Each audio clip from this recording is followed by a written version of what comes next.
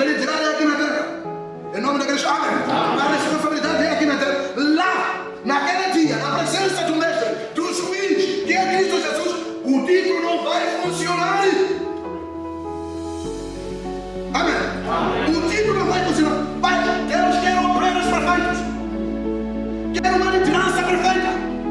Porque Ele está preparando a igreja dele como noiva. Você como líder dessa igreja. Por favor, vamos mostrar à igreja qual é o caminho que essa igreja deve andar. Qual a